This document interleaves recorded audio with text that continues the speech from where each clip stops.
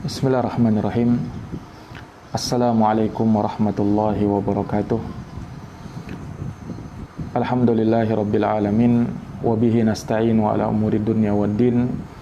Asyhadu an la ilaha illallah wahdahu la syarikalah wa asyhadu anna Muhammadan abduhu wa rasuluh sallallahu alaihi wa ala alihi wa sahbihi wa man tabi'ahum bi ihsanin ila yaumiddin wa sallama tasliman katsira amma ba'd. Ma'asyiral muslimin wal muslimat, al musyahidin wal musyahidat, para pemirsa, para pendengar dimanapun Anda berada, rahimani wa rahimakumullah. Semoga Allah subhanahu wa ta'ala merahmatiku dan merahmati kita seluruhnya. Alhamdulillah, pada malam hari ini kembali kita melanjutkan kajian online dari pembahasan fikih puasa-puasa sunnah. Dan kali ini kita akan ambilkan dari pembahasan kitab Umdatul Ahkam min Kalami Khairil Anam, karya Al-Imam Abdul Ghani Al-Maqdisi rahimahullahu ta'ala. Alhamdulillah, kita telah menyebutkan hadits-hadits terkait dengan puasa-puasa sunnah dalam kitab Bulughul Maram. Maka kali ini kita akan ambilkan dari pembahasan kitab Umdatul Ahkam. Di situ Syekh Abdul Ghani, Al-Imam Abdul Ghani Al-Maqdisi rahimahullah menyebutkan satu pembahasan di kitabus siyam, yaitu bab afdhalus siyami wa ghairuhu. Bab tentang puasa yang paling utama, ya, maksudnya dari puasa-puasa sunnah yang paling utama, wa ghairuhu, dan selainnya, ya, maksudnya dari puasa-puasa yang tidak utama, atau dari perkara yang dilarang untuk melakukan ibadah puasa di situ. Nah, di dalam bab ini Al-Imam Abdul Ghani akan menyebutkan sejumlah hadis terkait dengan puasa-puasa sunnah. Hadis yang pertama yang beliau sebutkan di sini, kata beliau rahimahullahu taala, an Abdillahi ibni Amrin ibni al-As radhiyallahu taala anhuma qala, dari Abdullah bin Amr bin al-As, semoga Allah meridhai keduanya, beliau berkata, ukhbira Rasulullah sallallahu alaihi wasallam anni aqulu wallahi la asumanna nahara. Ya, kata Abdullah bin Amr, telah dikabarkan kepada Rasulullah sallallahu alaihi wasallam bahwasanya aku telah mengatakan, wallahi la asumanna nahar, demi Allah aku akan berpuasa, ya, di sepanjang siang. Wala aku mannal laila ma'ishtu, dan aku akan berdiri di sepanjang malam untuk qiyamul lail selama aku masih hidup. Jadi Abdullah bin Amr mengucapkan kalimat ini, ya, bersumpah bahwa dia akan terus menerus puasa di siang hari dan terus menerus sholat di malam hari selama ia masih hidup. Maka hal tersebut sampai kepada Rasulullah sallallahu alaihi wasallam. Faqala Rasulullah sallallahu alaihi wasallam, maka Rasulullah sallallahu berkata kepada sahabat Abdullah bin Amr bin al-As radhiyallahu an, antal ladzi taqulu dzalik, kata Rasulullah, apakah engkau yang mengatakan hal tersebut? Faqultu lahu qad qultuhu, maka aku katakan kepada Nabi, sungguh aku telah mengatakannya. Ini maksudnya dia telah mengatakan kalimat tersebut, bersumpah dia akan berpuasa di sepanjang siang dan akan qiyamul lail di sepanjang malam selama dia masih hidup. Maka Abdullah bin Amr menegaskan, qad qultuhu bi abi anta wa ummi. Ya, sungguh aku telah mengatakannya. Nah, ayah dan ibuku sebagai tebusanmu. Ya. Qala, maka Rasulullah SAW berkata kepada sahabat Abdullah bin Amr ibn al-As, ya, kata Rasulullah, fa innaka la tastati'u dzalik, ya, sesungguhnya engkau tidak mampu untuk melakukan hal tersebut.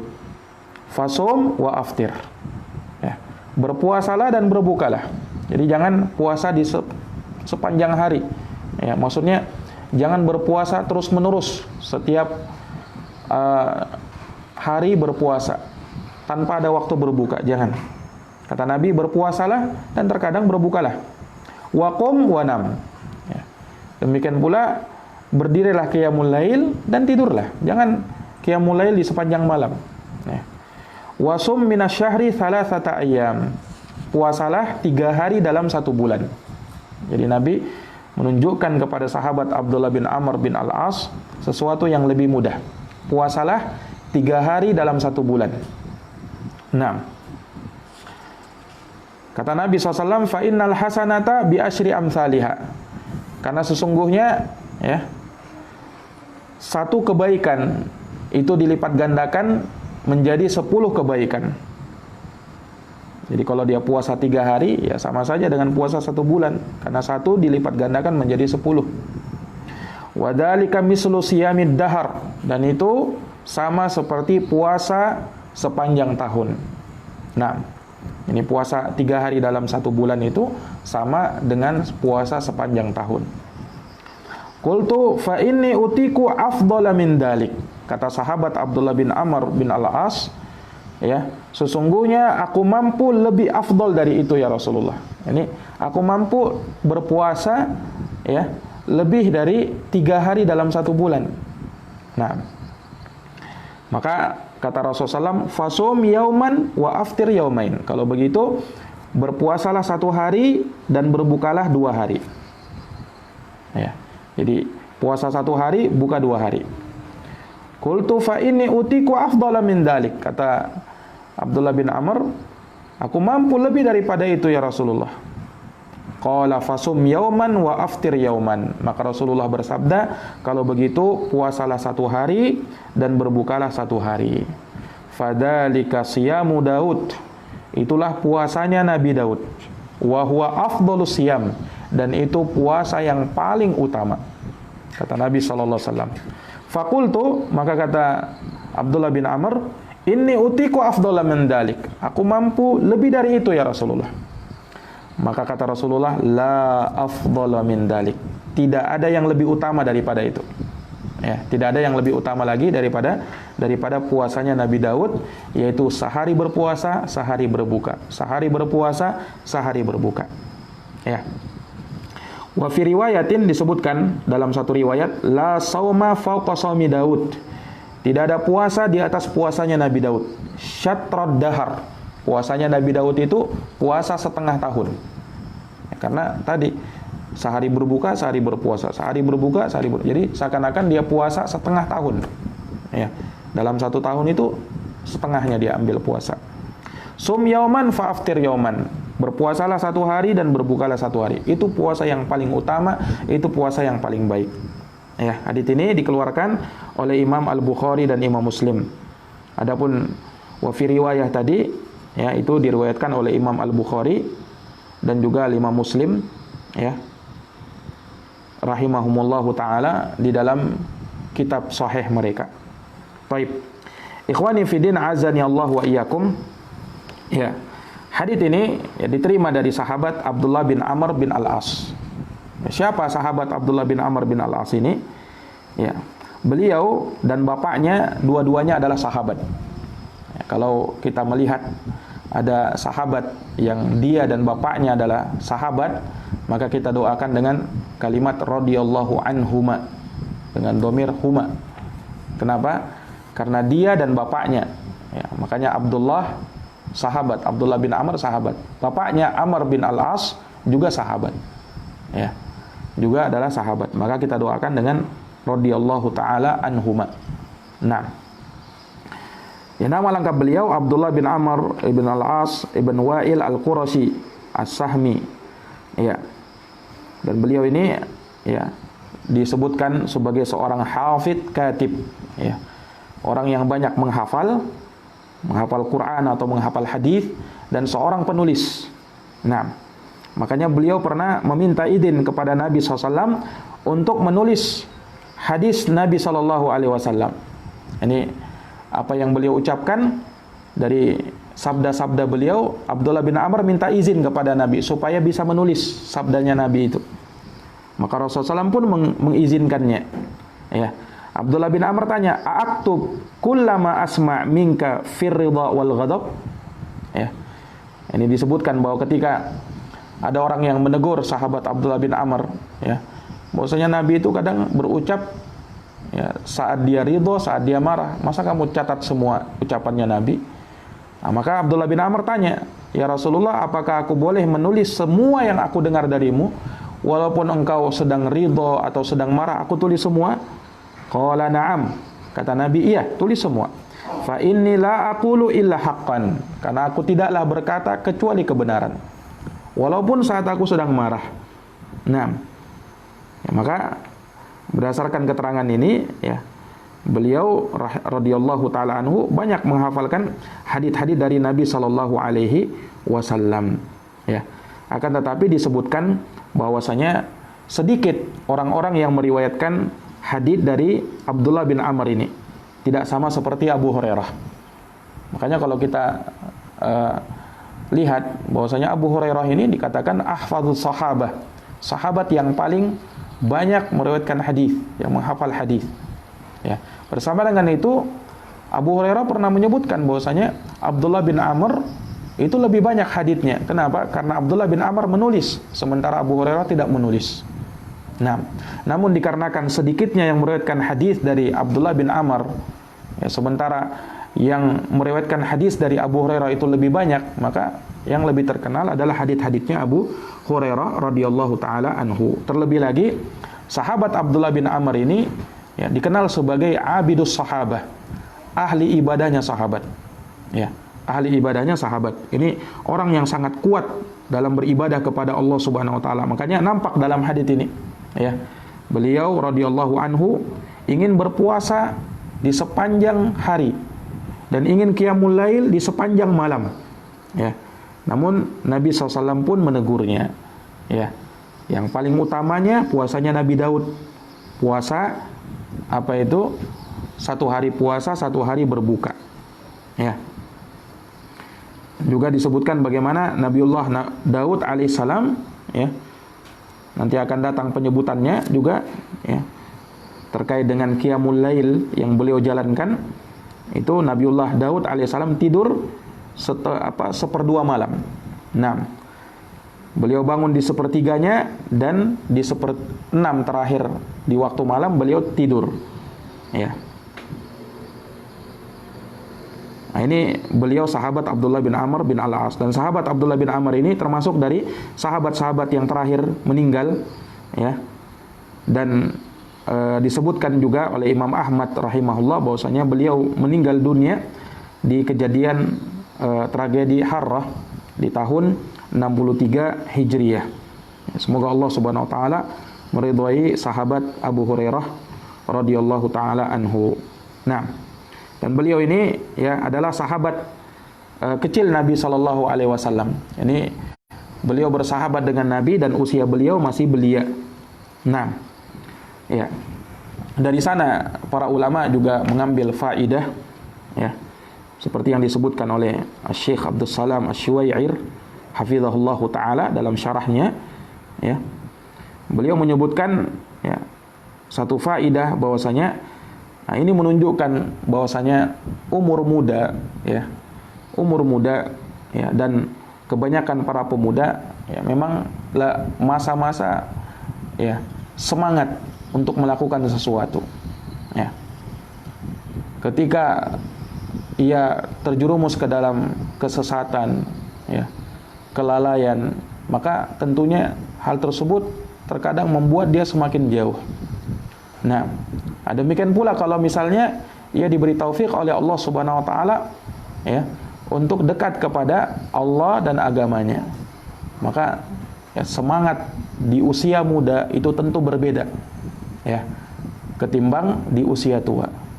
Nah, ketimbang di usia tua. Makanya, ya, kita lihat bagaimana Abdullah bin Amr ibn Al-As radhiyallahu taala anhu, ya, semangat beliau di dalam mengusahakan ibadah yang paling utama.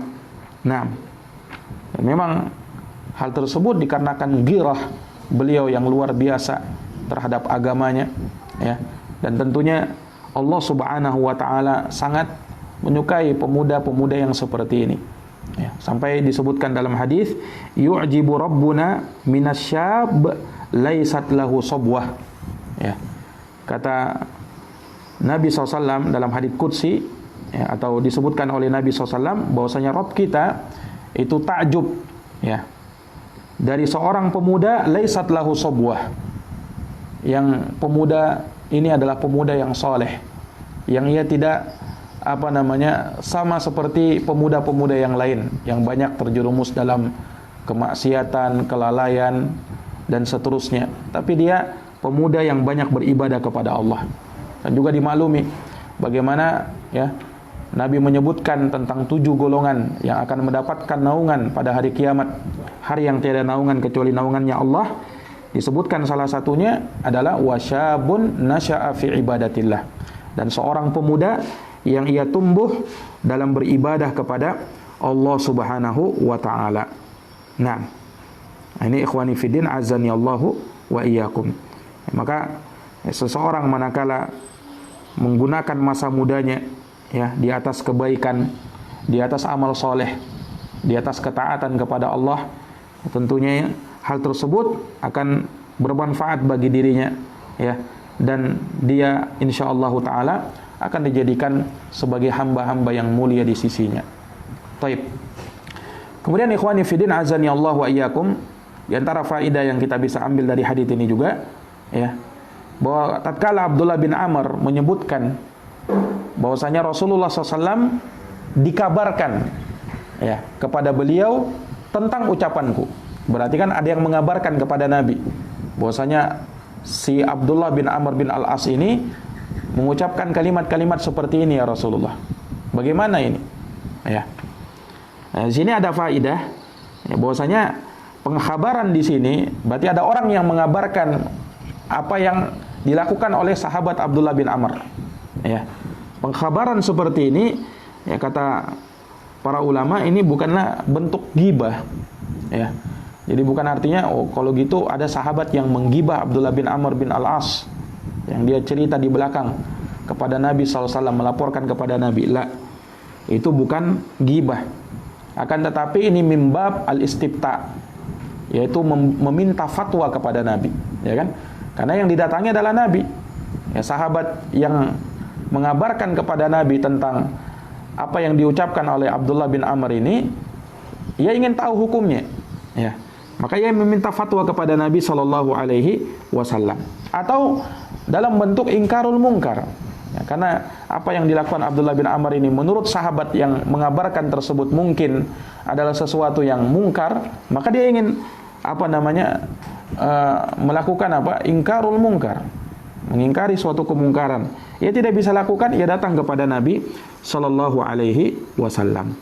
Ya, jadi bukan sama sekali dikatakan sebagai suatu ghibah, ya, atau namimah dan seterusnya.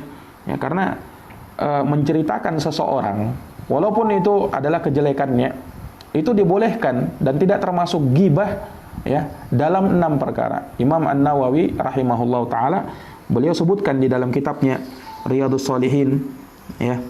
Dan juga disebutkan oleh sebagian ulama yang lain terkait dengan 2 bait syair, ya. Al-qadahu laysat atau laysa bighibatin fi sittatin. Ya. Celaan itu, ya, bukan dianggap ghibah dalam 6 perkara. Mutadhallimin wa mu'arrifin wa muhaddiri wa limudahhirin fisqan wa mustaftin wa man talabal i'anah fi izalati munkari. Ya. Ini 2 bait syair. Katanya bahwa celaan itu bukan dianggap ghibah dalam 6 perkara. Yang pertama, mutadhallimin, orang yang menzolim, orang yang menzolimi orang lain. Ya. Ini orang yang menzolim, ketika disebut kezolimannya ini karena dia menzolimi, ya, maka itu bukan ghibah. Ya. Itu bukan ghibah. Kalau mau dikatakan ghibah, itu ghibah yang halal. Kenapa? Dia sudah berbuat zolim. Ya. Yang kedua, wa mu'arrifin, orang yang mu'arrif. Mu'arrif itu artinya ia ingin mengenalkan seseorang. Ya. Misalnya kadang dia sebut si tinggi itu atau si pendek itu, bukan dengan maksud untuk merendahkan. Ini dilihat, kalau dia maksudkan itu untuk merendahkan, maka jatuh dalam ghibah. Tapi kalau hanya maksudkan untuk memperkenalkan, ya, misalnya, oh itu si Ahmad yang mana? Ahmad yang tinggi-tinggi itu orangnya. Ini boleh hanya untuk memperkenalkan, untuk mengenalkan orangnya, karena banyak orang bernama Ahmad mungkin, ya. Maka dia ingin takrif, ya, bahwasanya si Ahmad yang tinggi. Ini boleh, ya. Sebagaimana para ulama dulu ada yang dikenal Al-Imam Al-A'raj, yang pincang kakinya, Al-A'mash, yang buta matanya, ya, Al-A'war, yang juling matanya. Nah, ini para ulama dikenal dengan hal tersebut karena untuk memperkenalkan memang. Ini bukan gibah, terhitungnya bukan gibah. Kemudian wa muhadziri, orang yang mentahdir, memperingatkan orang lain dari seseorang yang mempunyai pemikiran yang menyimpang misalnya. Ini boleh. Dan mentahdir itu bagian dari agama kita. Walaupun harus sesuai dengan kaedah-kaedah dan dawabit syar'iyyah, bukan tahdir yang serampangan, ya. Nah, ketika memang tahdirnya benar, nah itu boleh kadang dia menyebutkan seseorang, ya. Nah, itu bukan ghibah, ya. Nah, ini harus dipahami. Kemudian wali mudhahirin fisqan, orang yang terang-terangan menampakkan kefasikannya, ya. Misalnya terang-terangan minum khamar di pinggir jalan, ya. Nah, ini yang seperti ini halal untuk digibahi, ya. Kenapa? Terang-terangan melakukan maksiat, ya. Kemudian yang kelima, wa mustaftin, orang yang minta fatwa. Ini boleh, dia datang kepada seorang alim, dia ceritakan mungkin keadaan seseorang, si fulan berbuat begini-begini, sebagaimana dalam hadits ini. Ini boleh, meminta fatwa, ya. Bukan artinya dia curhat di Facebooknya atau di statusnya, ya. Kemudian menggibahi orang di situ, bukan, ini lain. Tapi dia datang minta fatwa kepada seseorang, ya. Kemudian yang keenam, ya, waman talabal i'ana fi izalati munkari. Ini meminta bantuan di dalam menghilangkan kemungkaran. Misalnya ada kemungkaran, ya. Dia minta bantuan Pak polisi, datang, ya, ke kantor polisi, minta bantuan untuk menghilangkan kemungkaran yang terjadi. Di sana terjadi kemungkaran begini dan begini. Kita tidak mampu, minta bantuan orang yang mampu untuk melakukannya, pemerintah dalam hal ini. Nah, lihat Imam An-Nawawi menyebutkan 6 ini bukan termasuk ghibah. Jadi jangan sampai kita keliru, ya, mengatakan oh ini ghibah. Ya, belum tentu, ya. Nah, seperti dalam riwayat ini bukan ghibah, ya. Ini bukan ghibah, akan tetapi ini meminta fatwa. Itu boleh yang seperti itu. Jelas ya? Nah, ini ikhwani fillah azani Allahu wa iyyakum. Baik. Kemudian juga dari apa yang kita bisa ambil dari hadits ini, ya, perhatikan ketika Abdullah bin Amr bin Al-As radhiyallahu anhu bersumpah, ya kan? Dia bersumpah bahwasanya dia akan berpuasa setiap hari dan akan qiyamul lail di sepanjang malam selama dia masih hidup. Sumpah ini, ya. Kemudian datang Nabi menegur, jangan seperti itu, ya. Karena yang paling utama itu ya puasa Nabi Daud, sehari puasa sehari tidak. Nah, ketika Abdullah bin Amr minta dia sanggup lebih daripada itu, Rasul mengatakan tidak ada yang lebih afdol daripada itu. Tidak ada yang lebih afdol daripada itu. Jelas ini? Nah, pertanyaannya di sini, ketika Abdullah bin Amr bersumpah di sini, ya, lalu dia mengikuti wasiatnya Nabi SAW, nasihatnya Nabi, yaitu puasa Nabi Daud, sehari berpuasa sehari tidak. Tapi bagaimana dengan sumpahnya ini? Dia telah bersumpah, ya. Apakah dia ketika membatalkan sumpahnya tersebut, ya, dia harus membayar kafarah, ya. Nah, ini ikhwani fiddin azani Allah, ya, karena ya, dimaklum ya, orang yang melakukan sumpah kemudian dia melanggar sumpahnya, ya, maka dia mesti membayar kafarah.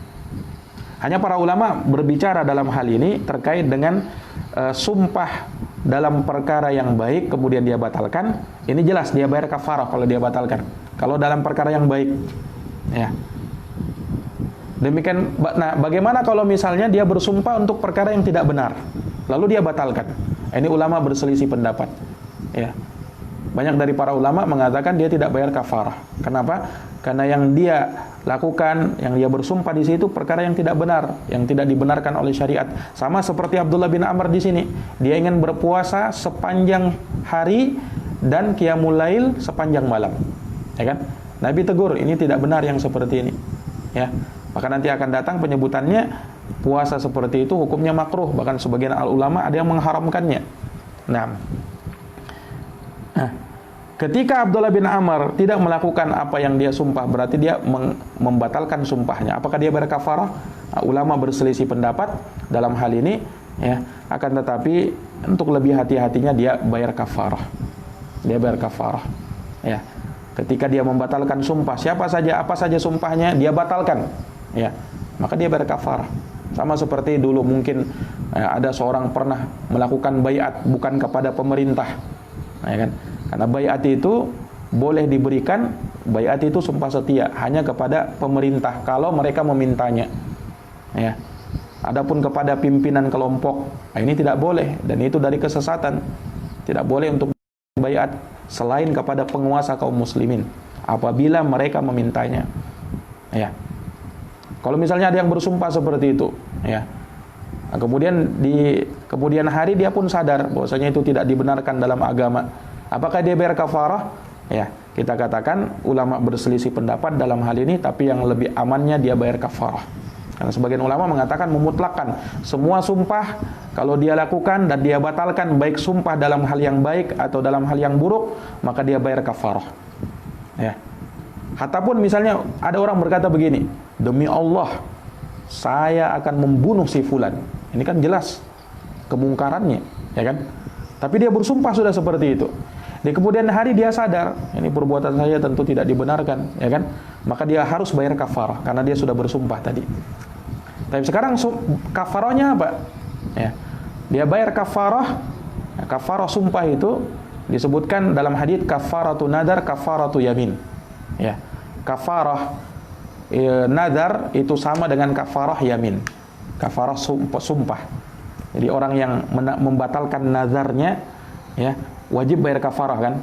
Sama seperti orang yang membatalkan sumpahnya, wajib bayar kafarah. Kafarah sumpah dengan kafarah nadar itu sama, ya. Sebagaimana yang Allah sebutkan dalam surat Al-Maidah ayat 89, ya. Yaitu pilih dari salah satu dari 3. Yang pertama, memberi makan 10 orang miskin atau pakaian 10 orang miskin. Yang kedua, ya. Yang kedua, membebaskan budak. Membebaskan budak. Yang ketiga, puasa 3 hari. Ini nama bayar kafarah sumpah, sebagaimana yang Allah Subhanahu wa taala sebutkan dalam surat Al-Maidah ayat 89. Ya, jadi siapa saja yang pernah bersumpah lalu membatalkan, ya, bayar kafarah. Nah, sebagaimana di sini, ya, walaupun wallahu alam Nabi tidak sebutkan wajib bayar kafarah, tapi wallahu alam untuk lebih hati-hatinya dia bayar kafarah. Jelas ya? Nah, sebagian ulama berdalilkan dengan hadits ini dia tidak bayar kafarah. Kenapa? Karena Nabi tidak menyebutkan. Nabi tidak katakan kepada Abdullah bin Amr, kafir, kalau begitu kamu bayar kafarah, ya kan? Nabi tidak sebutkan seperti itu. Seandainya itu wajib, niscaya akan Nabi sebutkan. Ya, ini istidlal para ulama, ya, pendalilan para ulama akan hal tersebut. Namun kalau ingin lebih berhati-hatinya dia bayar kafarah, ya, untuk lepas dari silang pendapat para ulama rahimahumullahu taala di dalam perkara ini. Ini ikhwani fiddin azani Allahu wa iyyakum, ya. Taib. Kemudian di sini dalam hadits ketika Abdullah bin Amr bin Al-As, ya, menyebutkan bahwasanya dia akan berpuasa seperti itu, maka Nabi tegur kan? Nabi katakan fa innaka la tastati'u dzalik. Engkau tidak mampu wahai Abdullah bin Amr. Maksudnya engkau tidak mampu melakukan puasa seperti itu. Apa maknanya? Dijelaskan oleh Al-Hafidz Ibnu Hajar dalam kitabnya Fathul Bari. Kata beliau, yahtamilu ayyuridu bihi al-hala ar-rahinah. Ya. Ada ihtimal, ada kemungkinan yang dimaksud di sini, ya, ini sesuai dengan apa yang disebut oleh Nabi. Kamu betul-betul tidak mampu, ya. Ini Nabi tahu bahwasanya Abdullah bin Amr ini hanya membebani dirinya terhadap sesuatu, ya, dan ingin memberat-beratkan dirinya akan sesuatu. Nah, hal tersebut terkadang bisa mengantarkan ia untuk tidak mendapatkan perkara yang lebih penting dari hal tersebut, ya. Itu kata Al-Hafidz Ibnu Hajar. Wa yahtamilu, atau ada kemungkinan lain, ya. Maksudnya Nabi kamu tidak mampu, maksudnya kamu nanti tidak akan mampu, ya. nantinya kamu tidak akan mampu. Nah, ya, ini ketika kamu sudah di masa usia lanjut, ya, di usia tua kamu sudah lemah, nah, kamu tidak akan sanggup, ya kan? Dan terbukti, ikhwani fillah azani Allah wa iyyakum, sahabat Abdullah bin Amr di masa tuanya beliau pun yang mengatakan, ya, seandainya dulu saya mengambil apa yang diwasiatkan oleh Nabi kepadaku, ya, untuk berpuasa 3 hari dalam 1 bulan, niscaya itu yang aku lakukan, kata sahabat Abdullah di masa tuanya beliau. Subhanallah. Nah ini jadi Nabi mengucapkan seperti itu, kamu tidak mampu, maksudnya nanti kamu tidak akan mampu, di usia tuamu kamu tidak mampu. Kenapa? Suatu amalan kalau sudah dikerjakan, ya, itu seseorang dituntut untuk terus mengerjakannya, ya, dalam artian dibenci manakala dia suatu hari meninggalkannya. Suatu hari meninggalkannya. Makanya dicela seorang yang terbiasa melakukan suatu amalan, kemudian suatu hari dia tinggalkan. Ya, makanya Nabi pernah menyebutkan, kamu jangan sama seperti si fulan, ia sudah melakukan amalan begini, begini dan begini, lalu dia tinggalkan. Ya, dibenci perbuatan yang seperti itu. Jelas ini? Nah, ini ikhwani fiddin azani Allahu wa iyyakum. Ya. Dan juga, ya, hal tersebut tentu saja Nabi ucapkan sebagai bentuk kasih sayang Nabi, ya, kepada sahabat Abdullah bin Amr ibn al-As, ya, bahwasanya hal tersebut terkadang memberatkan, ya, dan engkau tidak akan sanggup untuk melakukannya, ya. Maka ini ikhwani fiddin azani Allah wa iyyakum, dari perkara yang dituntunkan oleh Nabi sallallahu alaihi wasallam. Taib. Ini hadis yang pertama yang beliau sebutkan. Kemudian berikutnya hadis juga dari sahabat Abdullah bin Amr bin Al-As radhiyallahu taala anhu, ya. Di sini kata beliau, qala Rasulullah sallallahu alaihi wasallam, inna ahabbas siyami ilallahi siyami Daud. Sesungguhnya, ya, puasa yang paling dicintai oleh Allah adalah puasanya Nabi Daud. Wa ahabbas salati ilallahi salatu Daud. Dan salat yang paling dicintai oleh Allah adalah salatnya Nabi Daud, ya. Kana yanamu nisfal lail wa yaqumu thuluthah. Di mana Nabi Daud itu, beliau, ya, alaihi salam, yanamu nisfal lail, beliau tidur, ya,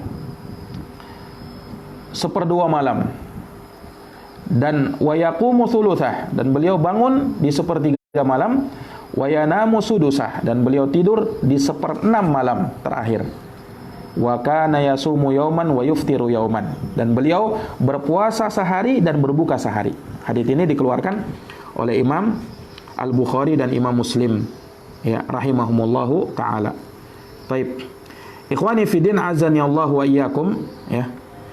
Hadis ini, ya, dari sahabat Abdullah bin Amr ibn Al-As radhiyallahu taala anhu, ya, yang menunjukkan kepada kita bahwasanya puasa yang paling dicintai oleh Allah Subhanahu wa taala adalah puasanya Nabi Daud alaihissalam.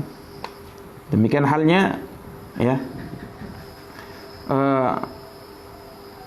salat malam yang paling dicintai oleh Allah Subhanahu wa taala, ya, adalah salatnya Nabi Daud alaihissalam, ya. Kita tahu Nabi Daud alaihissalam ini adalah seorang nabi dari nabi-nabi Allah Subhanahu wa taala dari Bani Israel, nabinya Bani Israel yang datang setelah Nabi Musa alaihissalam, ya. Allah Subhanahu wa taala memberikan kepada beliau nubuwah, kenabian, dan dijadikan sebagai seorang raja. Dijadikan sebagai seorang raja, ya. Beliau punya kekuasaan. Nah, dan juga Allah Subhanahu wa taala muliakan Nabiullah Daud dengan didatangkan kepada beliau kitab suci, yaitu kitab Zabur, ya. Ini dari kemuliaan Nabiullah Daud. Allah berikan kepada beliau hikmah dan faslul khitab, ya. Itu yang diberikan kepada Nabiullah Daud alaihi salatu wassalam. Beliau adalah Nabi Allah Subhanahu wa taala yang saleh, ya. Ada cerita yang tersebar, ya, mengatakan bahwasanya Nabi Daud ini, ya, pernah tertarik dengan seorang wanita. Kemudian wanita tersebut ternyata punya suami, maka Nabi Daud memerintahkan kepada suaminya untuk berperang dengan harapan supaya suaminya meninggal.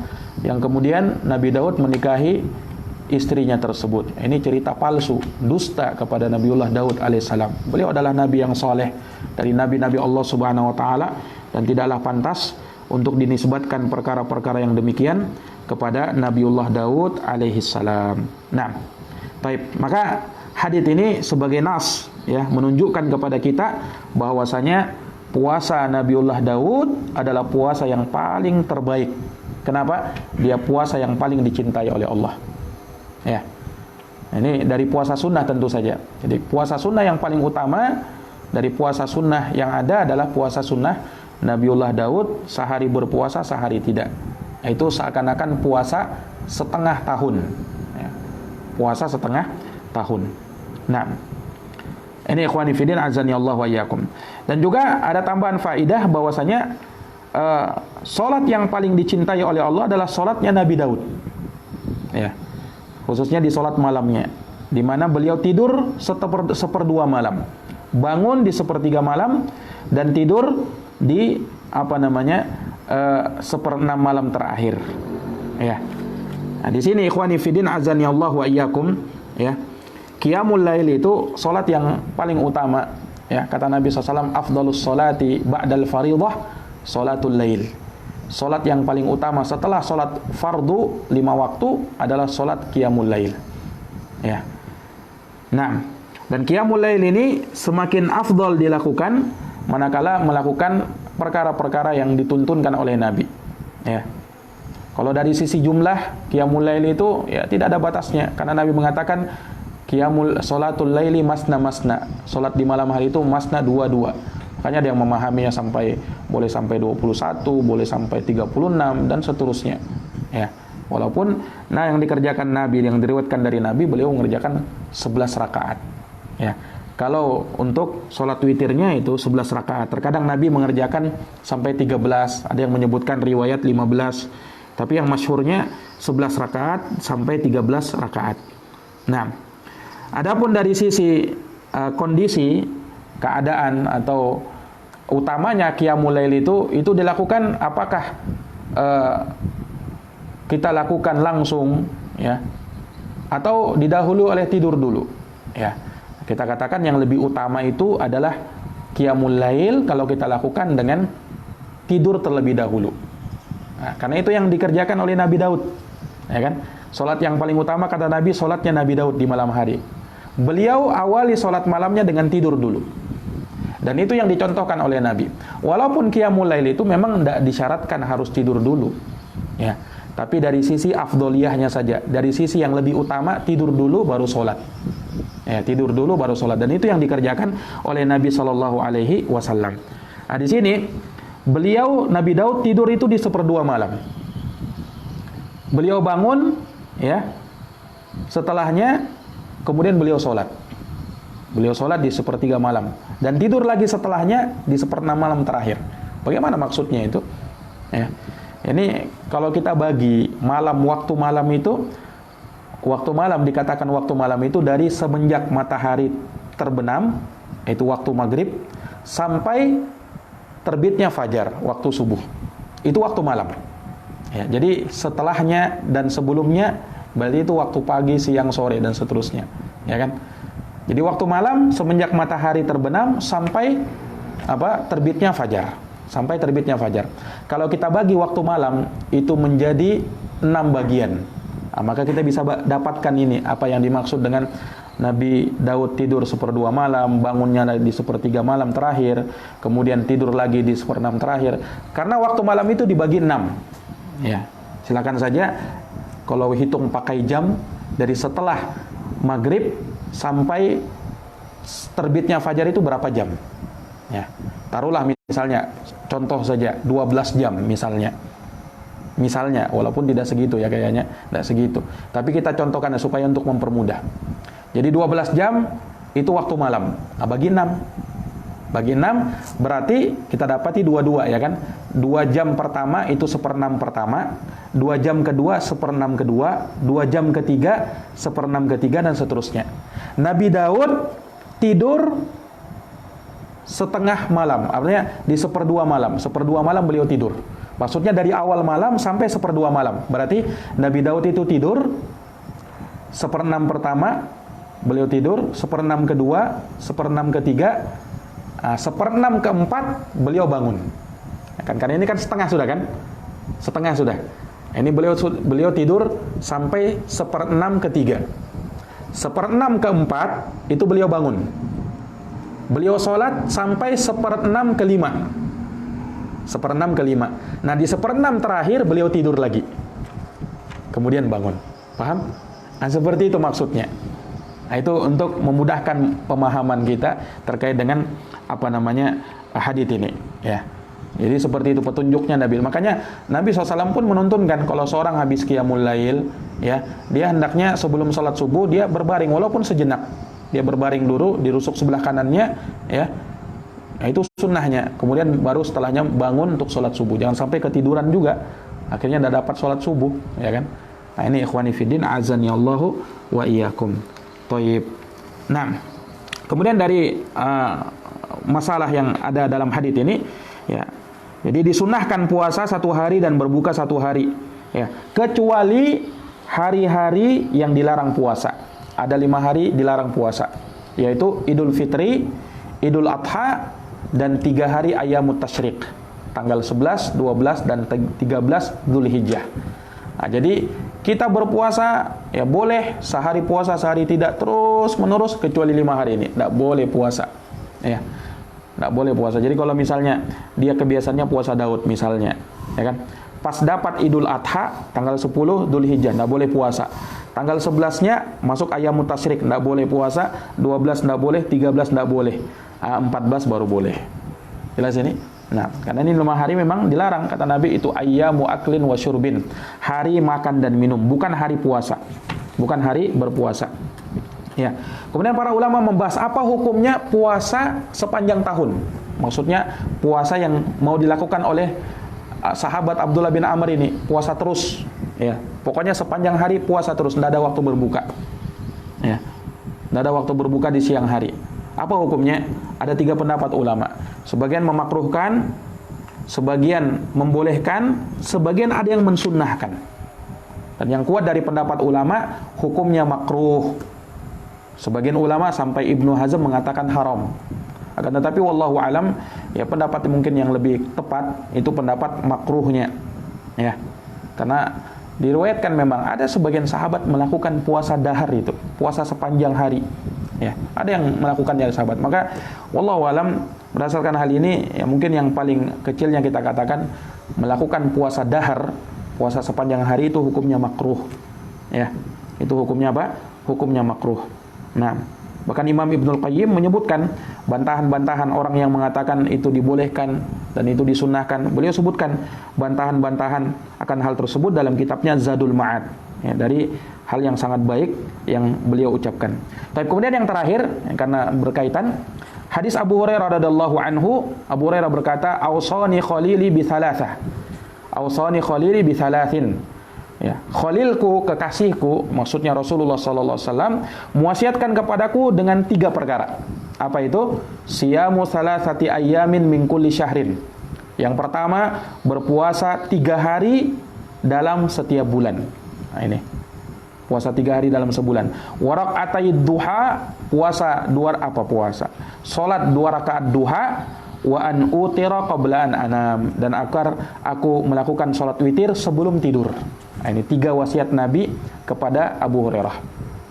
Abu Hurairah mensifati Nabi dengan khalilnya, kekasihnya. Ya. Beliau berwasiat kepada Abu Hurairah dengan 3. Puasa 3 hari dalam sebulan. Nah, maksudnya apa puasa 3 hari dalam sebulan? Ya, puasa 3 hari dalam sebulan, ini maksudnya ya bisa 3 hari dalam sebulan mutlak. Ya, mutlak pokoknya 3 hari dalam sebulan. Maksudnya sebulan ini dalam bulan kalender Hijriyah ya. Ya. Pokoknya puasa 3 hari dalam 1 bulan. Terserah mau di awal bulan, di pertengahan, di akhir, atau dia bagi dia puasa di awal, di tengah, dan di akhir bulan. Itu boleh. Dan yang paling utamanya kalau 3 hari dalam sebulan ini dia lakukan di Ayyamul Bid, yaitu di tanggal 13, 14, dan 15 di setiap bulan Hijriyah. Ya, di setiap kalender Hijriyah. Nah, itu yang paling utamanya karena disebutkan dalam hadis, pernah lewat penyebutannya terkait masalah ini. Kemudian Salat 2 rakaat duha. Salat 2 rakaat duha. Ya, waktu duha itu waktu ya ketika matahari terbit ya, kemudian naik meninggi sejarak 1 tombak. Berapa sejarak 1 tombak? Itu ukurannya. Kalau kita hitung pakai menit ya, kira-kira 10 sampai 15 menit setelah matahari muncul. Mau muncul, setelahnya 10 sampai 15 menit, itulah ukuran kira-kira kita sholat duha, waktu awal sholat duha di situ. Dan itu bertepatan dengan sholat sunnah isyraq. Makanya sholat sunnah isyraq itu sebenarnya sholat duha juga, tapi sholat duha yang diawalkan. Makanya kalau seseorang sudah mengerjakan sholat isyraq, maka sudah mewakili sholat duha. Dia tidak perlu lagi melakukan sholat duha. Jelas ini? Nah, ini ikhwani fiddin, jamaah yang dirahmati oleh Allah. Kemudian yang terakhir, wasiat Nabi yang terakhir, yaitu melakukan sholat witir sebelum tidur. Nah, ini yang ringannya ya. Sholat witir itu ada beberapa keadaan yang utamanya. Yang pertama, dia melakukan sholat witir sebelum tidur. Atau sebelumnya, ya, dia melakukan sholat witir langsung setelah sholat isya atau sholat sunnah setelah isya. Langsung dia sholat witir, boleh. Ya, karena itu waktunya untuk mengerjakan sholat witir, tidak ada masalah. Mau yang lebih utama lagi, dia lakukan nanti sebelum tidur. Jadi ketika sudah mau mengantuk, sudah mau tidur, dia lakukan sholat witir. Ya. Dan yang paling utamanya, dia sholat witir di 1/3 malam terakhir. Ya. Dia barengkan dengan sholat tahajudnya, itu lebih utama lagi. Nah, ini ikhwani fiddin, a'azani Allahu wa iyyakum. Baik. Wallahu taala alam bisawab, ya. Selesai apa yang kita bisa baca dari hadits-hadits terkait dengan fikih puasa-puasa sunnah ya, yang diajarkan oleh Nabi SAW kepada kita. Wallahu taala alam bisawab. Mudah-mudahan kajian kita di malam hari ini bisa menambahkan ilmu kepada kita semuanya, dan semoga Allah Subhanahu wa taala menjadikan apa yang kita kaji di malam hari ini ya sebagai sesuatu yang mendekatkan kita kepada Allah Subhanahu wa taala dan menjadikan kita dari hamba-hamba yang selalu menjalankan ketaatan kepadanya. Wallahu a'lam bishawab. Kita tutup dan kita akhiri dengan doa kafaratul majlis. Subhanakallahumma bihamdik asyhadu an la ilaha illa anta astaghfiruka wa atubu ilaik. Walhamdulillahirabbil alamin. Wassalamualaikum warahmatullahi wabarakatuh.